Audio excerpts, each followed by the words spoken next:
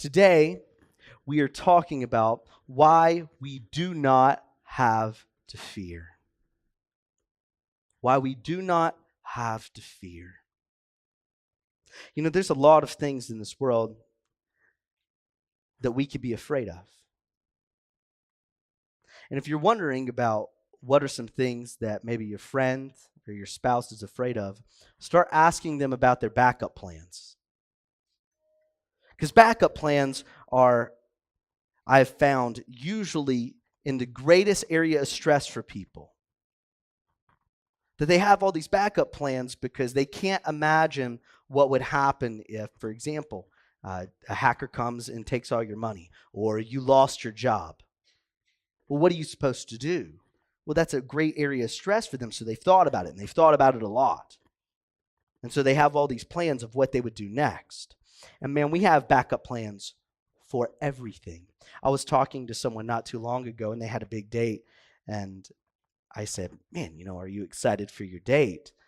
And they said, oh yeah, I'm excited. But if it doesn't work out or they're weird or whatever, I have 3 more lined up.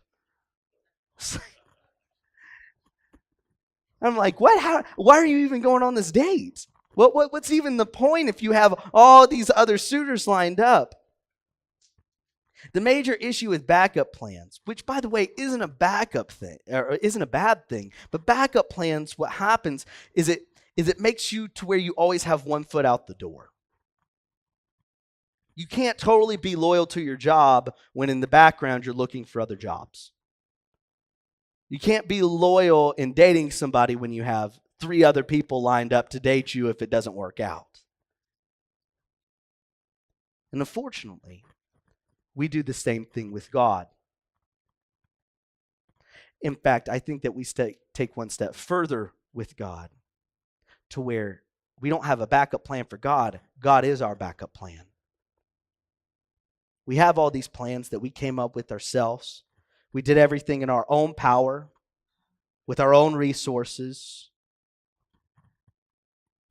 And usually we don't even go to God until it's clear that what we had planned just simply isn't going to work out. Is this effective? Is this what we were created to do? Is this even biblical that we should just live our lives and then maybe God is just our safety net that we fall back on? Or does the Bible have something else for us? If you've ever been through an impossible situation, you know when your resources end and only God can move. And the fear that we feel comes from we aren't able to accomplish what we want. But what we're going to see today is that God always accomplishes what He wants. He never, ever fails. And so today we're talking about why we do not have to fear, very specifically, when we follow God.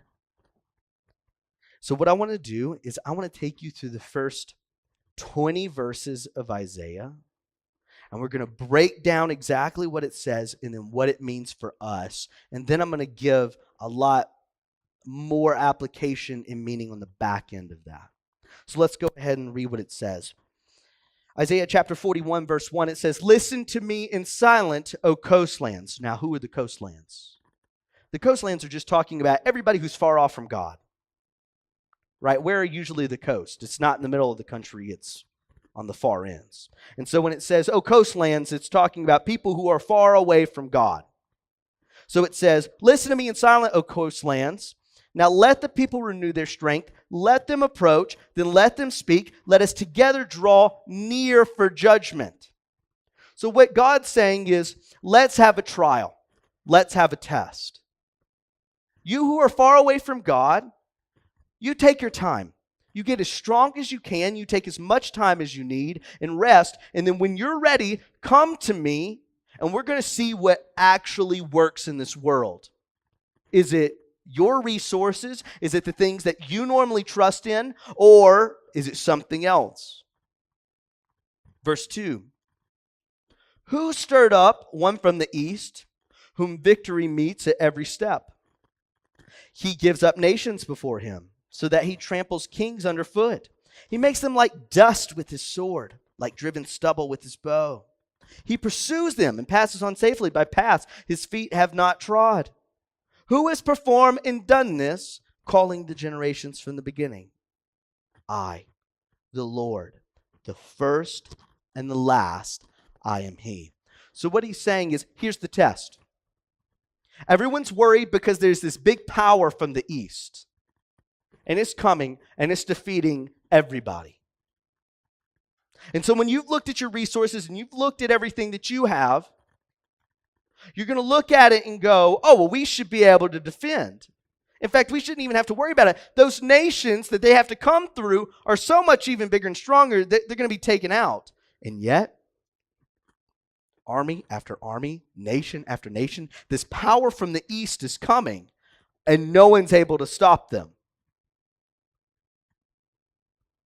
Well, how are they able to do that? Because when you read this, the things like he pursues and passes on safely by paths his feet have not trod. In other words, it's not like he has better strategy. He doesn't know the lands better than you do. He doesn't have better ideas. It's not even necessarily that he has better resources. He just is able to easily walk through all of these things that should be walls in their way. How are they able to do that? And God gives an answer. He says, it's me. I've done that. And in fact, everything that's ever happened from the beginning, I've made happen. Listen to what he says. He says, look, who has performed and done this, calling the generations from the beginning? I, the Lord, I am the first, and with the last, I am he. So if you have a question about, well, how are they able to do this? How do they have so much favor? How are they able to be so strong and so mighty and nobody's able to stop them? It's not them. It's God. God is allowing this to happen. Let's continue, verse 5.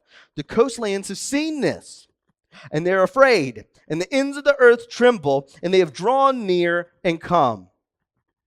In other words, they see this power from the east, and they're going, what do we do? Everything's at stake now. We don't have big enough armies. We don't have enough resources. We don't have better strategy. We're in trouble. So what do they have? They have great fear because they have nothing to put their hope in. So what do? They try and create something that they can put their hope in. Listen to what they do. Verse 6. Everyone helps his neighbor and says to his brother, be strong. And the craftsman strengthens the goldsmith. And he who smooths with the hammer, him who strikes with the anvil, saying of the soldering, it is good. And they strengthen it with nails so that it cannot be moved. What is their strategy when they realize that what they have isn't quite good enough? They take all their resources and they make a god. They make an idol out of it. And they all hype each other up. Man, this is going to be good. This is what's going to help us get over the hump. This is what's going to protect us. But it can't even stand on its own. Listen to what it says. It says it is good, but then it says, and they strengthen it with nails so it cannot be moved.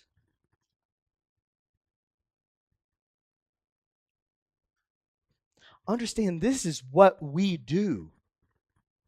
For many of us, if not all of us, who struggle with sin, who struggle with pride. Our answer in this world is not to run to God. The answer in our world is often to make a God out of nothing. In fact, to sacrifice much of what we have so that we could have hope in something.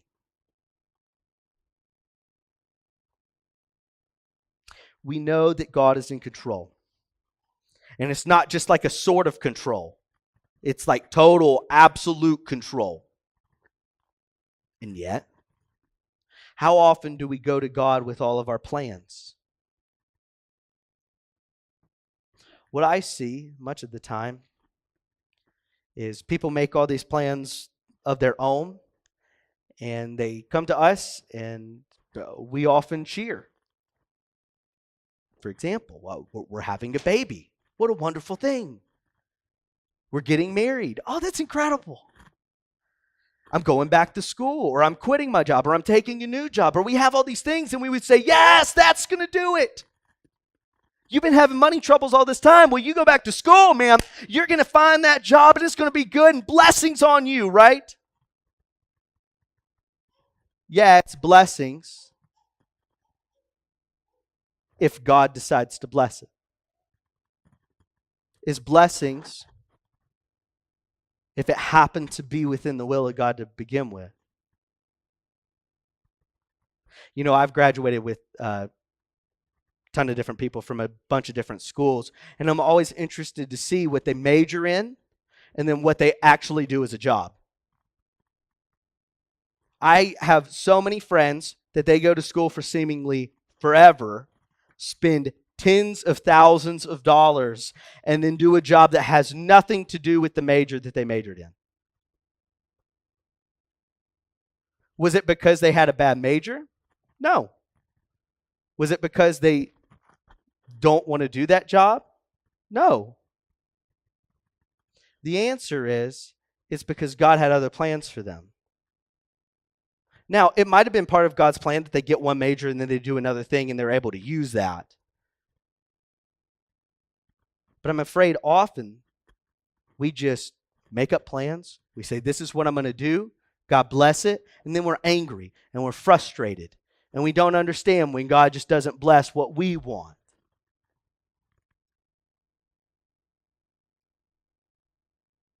There's nothing wrong with all of these good things. That's why I can say that they're good things. The thing that is wrong is, are you walking with God and allowing Him to tell you what to do and where to go, or are you just doing whatever you wish to do?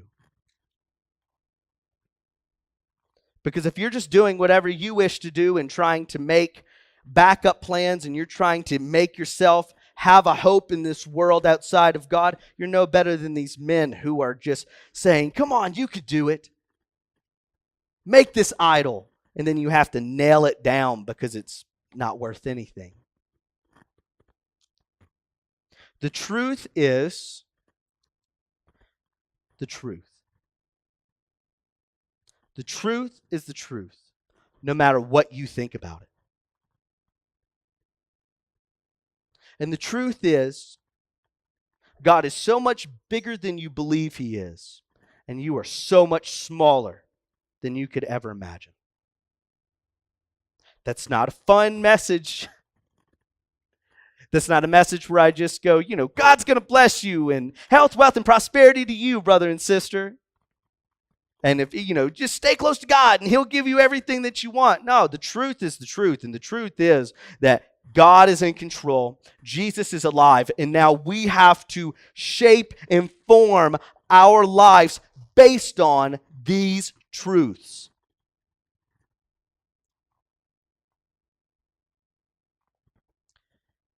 And let's just take a second to imagine those who do not have Jesus. They could only put their hope in what they could do themselves. Well, if you've been through some of the things I've been through, which I've heard many of your stories, you guys have been through that and much worse. Putting hope in yourself, it only goes so far, and it's not very far at all. What do you do when you don't have God to lean on? Where do you go when you come to realize all your efforts are worthless?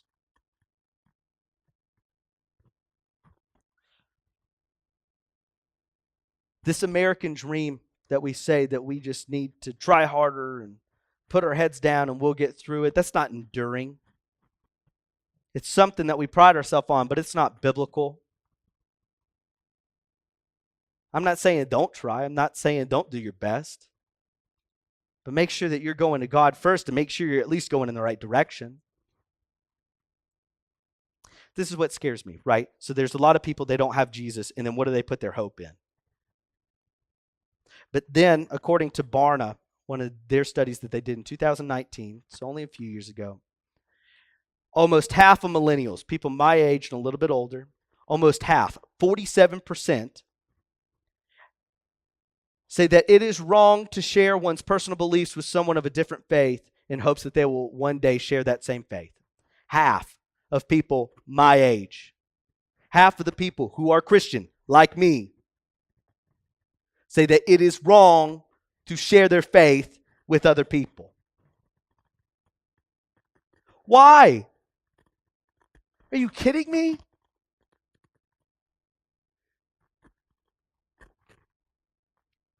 They believe that it's wrong to share the truth with someone. They believe that it is wrong to give people hope through Jesus Christ. They believe it is wrong to share with people the reality in which they live. They believe it is wrong to give people a chance to experience freedom in their lives for the first time. Not only is it not wrong, it's what Jesus has fully called every single one of us to do. It is the most loving thing that we could ever do in our lives. And it is giving life to people in impossible situations. We read the stories of these guys and they're making these idols and they're saying, this better work. This better be good. Come on, this is good. And it's worthless. That's what happens with people who do not follow Jesus Christ. They're going through all these hardships and all the difficulties that you and I experience, and they have nothing to stand on. They have no hope that they could say, oh, I'll get through. They lean on their degrees, which they might not get a job that even uses it. They lean on their bank accounts that only last so long, no matter how big it is. They lean on their relationships that could leave them at any moment. It's a sad, sad existence when you do not recognize and realize this loving, all-powerful God who is in control. We cannot continue to think that it's wrong of us to share that faith, to set people free. In fact, we should line up our entire lives around trying to share the gospel with whoever we come in contact with. Do not let people suffer in falsehood when you possess the truth of the good news. And this is the good news.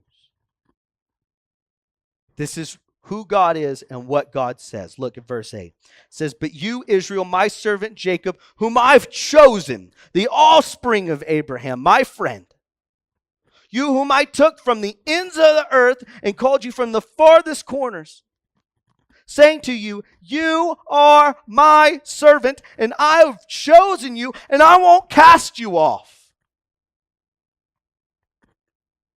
Can you earn this relationship with God? No. But He's provided this relationship for you through Jesus Christ. And He's chosen you to give the good news to, so that you could choose whether to follow Jesus or to not. Can we at least understand that there's enough mercy in us, that there's been enough grace given to us that we could share that same good news with somebody else so that they can make the decisions for themselves? Because when you finally say, Jesus is mine, you live a life where you aren't cast off, where God is wanting to be close with you every step of the way. And even if you backslide, even if there's things in your life that you're not ready to give to God, He is gracious and He is patient. And you can always fall back on the foundation that is Jesus Christ. Can we at least give people that chance? So what does this mean for us? When we are servants of God, when we are part of the family of God, and he will not cast us off. Look what it says in verse 10. Fear not. Why? Why should I not be afraid? There's this mysterious force from the east, and it's taking over everything, and everybody else seems afraid. It's much of the emotion that we felt about coronavirus. We don't know anything about it. All we're told is to be shut in our houses and not come out. And then now that we're out and it's all good, inflation is crazy. The housing market's crazy. I mean, there's just so much going on that we could go, God, you're telling me not to fear, but you're making it hard, man. You're making it really difficult. But it says, fear not. Why? For I am with you. Take a second to let this sink in. That the God who is in control, that the God who is really over all of our lives, is with us. That's no small thing. He's not far away and saying, good luck. He's right next to you. And yet, most of the time, we ignore him. Fear not, for I'm with you. Do not be dismayed, for I am your God. Look at what he's going to do because he's near you. I'm going to strengthen you. I will help you, and I will uphold you with my righteous right hand.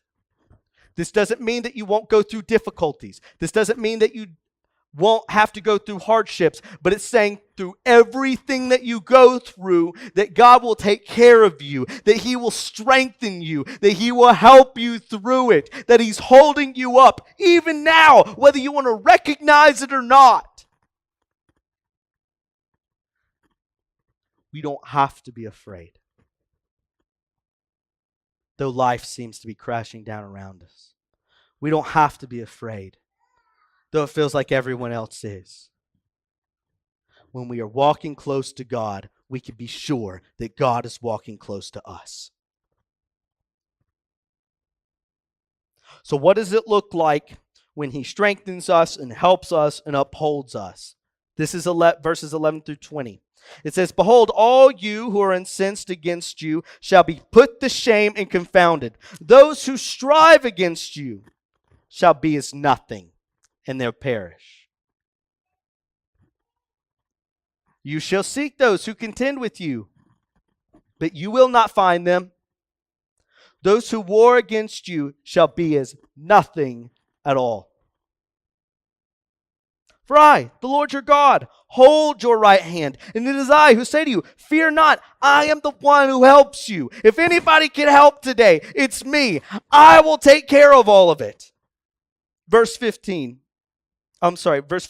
Fear not, you worm, Jacob. Why does God call him a worm there? Because they don't bring anything to the table. They can't do anything. They don't have anything that can impress God. That's why the Old Testament says, I don't need your burnt offerings.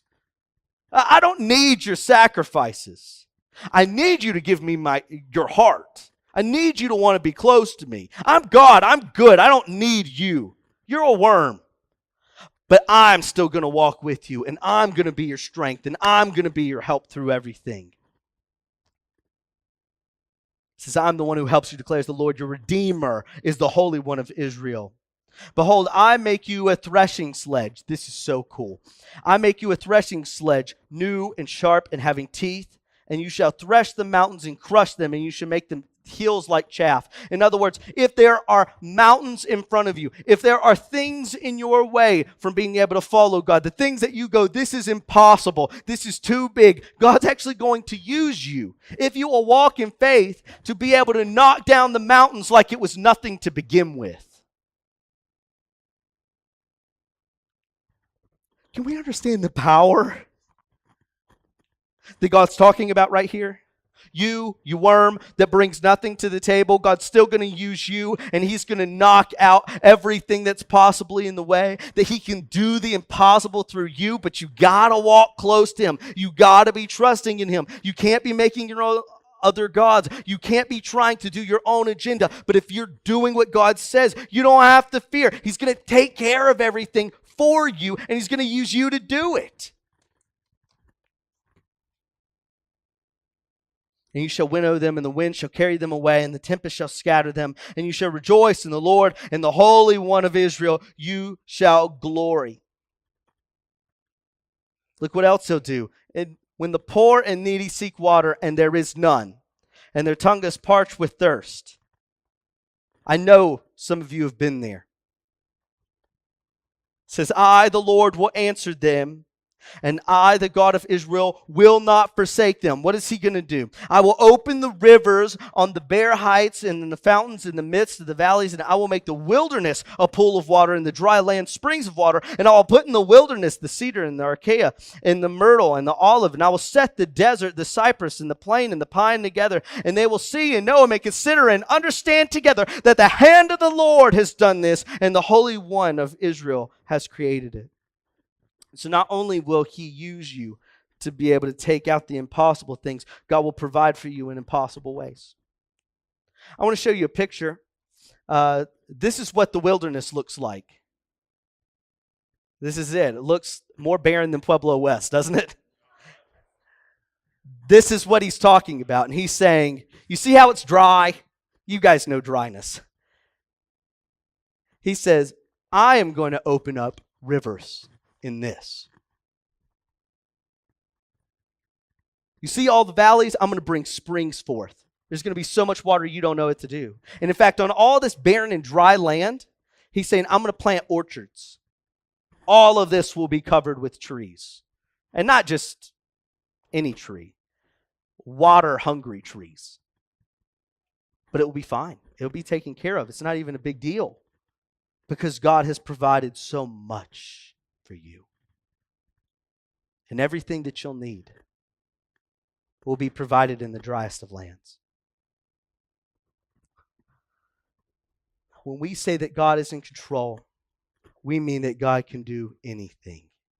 And when I say anything, I mean anything. The things that seem so impossible, the things that are in front of you that are difficulties that make you go, I don't know how I could even go on. He will move out of the way. In the places where you go, I need you to take care of me. I'm so thirsty. I need water. I need the trees. I need protection. I'm so dry, God. I need you to come and provide for me. He opens up the heavens with rivers of water. He fills the valleys with springs of water, and he covers the entire dry land with trees. These are impossible things, and yet the Lord says he'll do it for you. Do I need to say that again, church? Here are impossible things, but the Lord says that he'll do it for you. Now the question really is, are you still trying to live in your own plans, and you're trying to play God and trick God? Or you really want to follow God and experience God fulfilling these impossible things in your life? He tells us to fear not. Why are we not to fear? It is not because hardships won't come. It's not because we have never have to face difficulty. We do not fear because we know the one who is in control is on our side. He is here to help us and strengthen us and provide for us when we stay close to him. So why do we fear? It's made clear because we put ourselves in situations where we trust in ourselves and do not even consider the Lord. We put ourselves in situations where we would rather do what we want to do with our small resources instead of saying, God, I am open to doing whatever you would have me to do. Why do we do that? It's pride. This is what pride is. Pride doesn't say that you're the best. Pride doesn't say that you can do anything. Pride says that you're the most important. And so because pride says I'm the most important, when I'm prideful and I have pride within myself, what I do is I say my plans are the most important. That what I want to do is the most important. The places I want to go are more important. My time is more important. That's why people cut you off in traffic. That's why people try and skip you in line. That's why people are always trying to scam you. It's not because they're the best. It's because they believe that they're more important.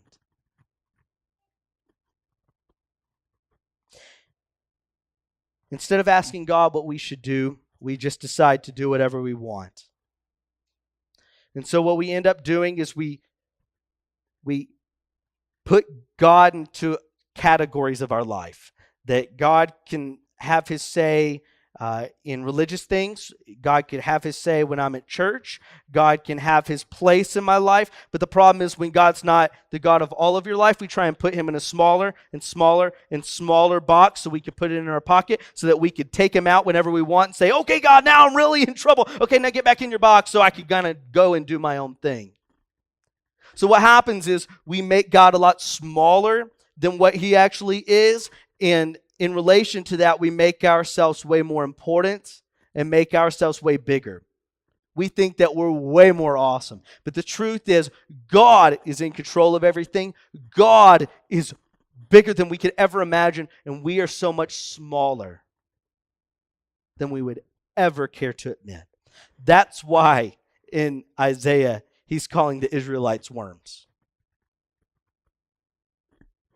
So small, so insignificant. Your plans are so petty. They won't matter, most of our plans, in a week from now, much less decades from now, much less for the entire kingdom of God. But since God is big and God has things that he wants you to do,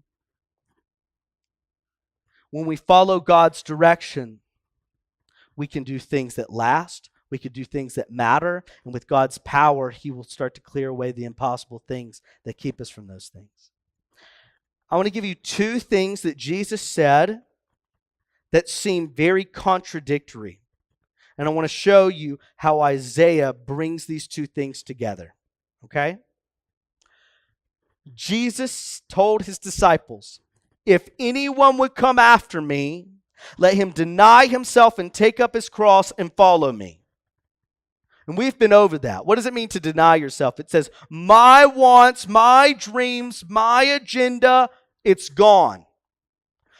I will do whatever you want me to do, God. That's denying yourself. And then not only do you deny yourself, you take up your cross. I'm going to take on all the difficulties that will come my way. All the hardships. And you better trust that they will. That when you follow God, there are difficulties and there are trials that you have to go through. In fact, Paul shows us this.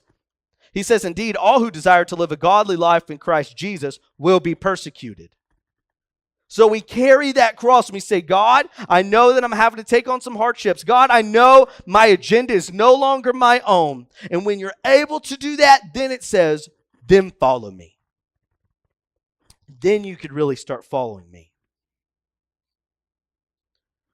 And many of us who look at that go, that's way too much, right? That's way too radical. Follow God in that way, to that point, to willingly take on difficulties, to willingly say that I'm going to face trials. So Jesus says that, right? Hard truth. But then Jesus also says this. He says, come to me all who are weary and burdened, and I will give you rest. What? You just said that I got to deny myself and take up the cross. What's restful about that? He goes on. He says, take my yoke upon you and learn from me. I am gentle and humble in heart, and you will find rest for your souls. For my yoke is easy. Easy. I'm carrying a cross. And my burden is light. Burden, I've taken on all these burdens for you, God. How do I deny myself and carry the cross, but then at the same time you're going to give me rest? How do those things mesh?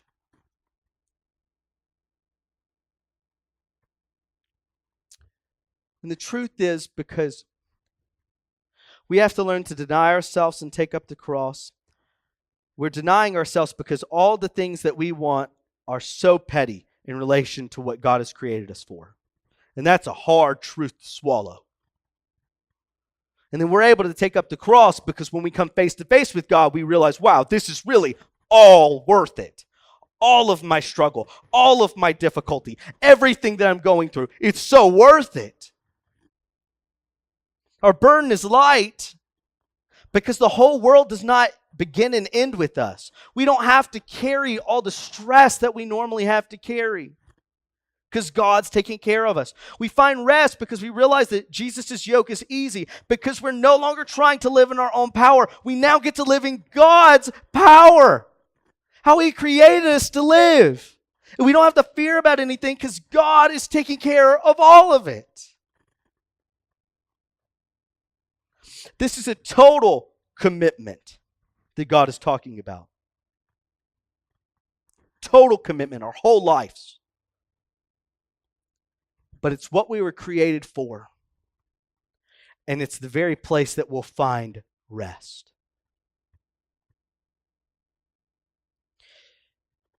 American Christianity is not like this.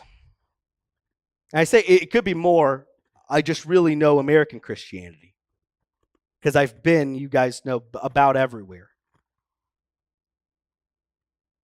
And American Christianity will say, go and do your best, get the best education, get the best job, get the most money, get the most resources as possible. Then you need to thank God because He let you do it. And then you need to pray to God when things don't really go well. And that's kind of American Christianity. The issue is you're still making your own plans, living in your own power, doing your own thing, and you're not really following God with your life. Real Christianity is about the full journey of giving God your everything, day by day by day. Let me give you an illustration. Most people live the Christian life like they're on a bus tour. If you guys know what a bus tour is, you get on a bus and they drive you around these beautiful places, and you have air conditioning, you have a nice comfy seat, and you don't really have to do much. Nothing is really expected of you, and you get to see some pretty sights even though you're in a bus, and then they might take you to one pretty place and you have a sack lunch, and it's a nice time. But it's comfortable. They don't expect anything of you. And really and truly, the tour guide knows everything, and he just tells you some fun facts, and then you get off the bus and go, oh, that was a great time. That's not what Christianity is. Real Christianity is you have to get off the bus, and it's hard, and it's either really hot or it's really cold. And you have to walk, and you're tired, and you don't have a tour guide telling you every single thing that you need to be doing all the time. But at the same time, you're not in a bus. You get to see everything. You get to smell everything. You get to experience everything. You get to go on trails that take you to places where the bus could never take you. That's Christianity. When you get off the bus and you say, I'm going to give my everything, and you go and you walk and you experience every step. And is it hard? Yeah, you betcha. Is it difficult sometimes? Yes. Do you have to trust in the map that they've given you and you don't have somebody right there with you all the time? Absolutely. But it's what Christianity is all about. It's about the journey. That's what God called Noah to. That's what He called Abraham to. That's what He called Jacob to. That's what He called Moses to. That's what He called Joshua to. That's what He called the judges to. That's what He called David to. That's what He called Elisha to. That's what He called Elijah to. That's what He called all the prophets to. Then you see Jesus, He lives His own journey to the point where He even tells somebody, He goes, the Son of God doesn't even have a place to lay His head. And then you see all the apostles and the difficulty that they had to go through. But that's real Christianity. That's when you get to experience the fullness of God. It's when you stop sitting back and saying, no one expects everything out of me, and you plan your little life. And you start going, go, God, I will do whatever you want me to do. No more excuses. When you come face to face with this God that we speak about, you realize it will cost everything, but all fear is gone. The stress of this world melts away, and you will see the goodness He has for you, and you can finally see what life is really all about. So this is the main thing I want you to leave with, is live close to God. live close to God. These promises are predicated on the fact that you are living close to God. If you start going and doing your own thing and you're like, I'm still not going to fear. No, you should probably be afraid because you're not walking with God. But when you are in step with God, really pursuing God, really trying to live out what God has for you, then you have nothing to worry about. God will use you to do the impossible things, and He will provide everything that He's promised. So this week, as you read your verses, and so if you stop reading the Bible in a year, please pick it back up this week. Start with the verses that I have in your bulletin, the verses that I'll send you a text with if you're signed up to receive text. But as you read the verses this week, I want you to make note about what the Bible is saying about God and take a moment to realize how big this is. Not that you just know God is in control, not that you know God is big, not that you just know that God can do the impossible, but allow it to change your heart that, wow, God really can do all these things. God really is bigger than I thought He ever was, and that God really loves and wants to use me. Because that's what the good news is all about, is that Jesus Christ, who created the world, saw us that we were worms, dead in our sin, and He says, I want to redeem these people. I want to bring these people back to me. So He was born fully God, fully man, born of a virgin, lived a perfect life so that He could be the sacrifice for us on the cross, that whoever believes in Him will not perish but have everlasting life. 3 days later, He rose from the grave so that we don't have to be worms. Instead, He redeems us. He makes us into something new. He brings us back to what our purpose was so that we could be sons and daughters of God, so that we could really live the life that we were created to live, that we don't have to put our hope in these other things that are worthless, but we could have God actually be close to us and walk alongside of us every step of the journey that we take. Please consider to take the journey, to get out of the bus and walk with God. Let's pray.